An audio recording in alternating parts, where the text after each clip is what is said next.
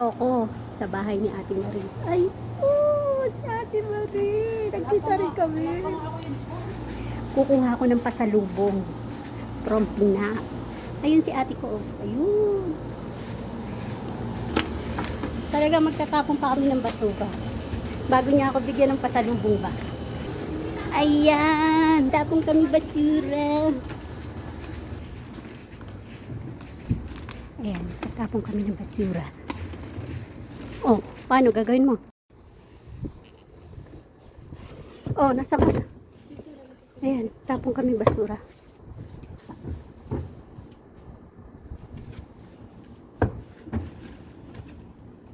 Ate, nagtatapon basura. Ayan. Ganyan talaga, may ground talaga yung mga gamit, ano dito. Sipain mo na lang para yung paa mo yung ano. Ayan. Sige, magdabog ka. Ayan, tapos na kami magtapon ng basura. Makakasalubong na ako. Asa lalagyan mo?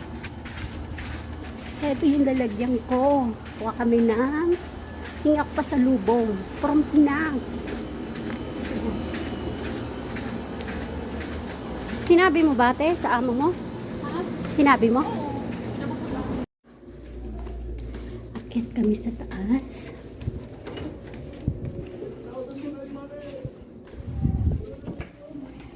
Ayan ang kwarto ni Ate Marie.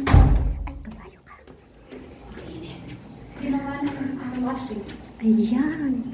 Ito yung kwarto niya. Parang style lang din pala to ng bahay ni Lola. Ayan. Parang style lang din pala to ng...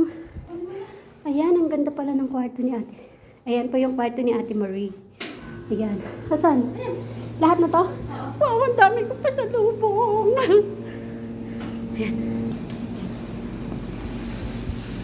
Hala, ang dami ko pa sa lubong.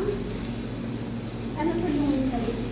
Oh, yan yung bigay. Yan ni ano. Yan ang seafoods. Ato, ano to? Ayun pa ba? Ang dami naman. Nakakatuwa. Ate Marie, yung ano ko natin dito na? Alin? Chinelas to? Ayan, Oh, isa. ang dami. Dalawa yung chinelas mo dyan. Parang yung bagay ko lang ang dinala mo. Lahat talaga akin to? Oo nga. Wow, so happy naman masyado. Ayan, ayan. Ano, kaya mo? Tara na. At baka nahanap na ako. O, diba? Ang dami kong pasalubong.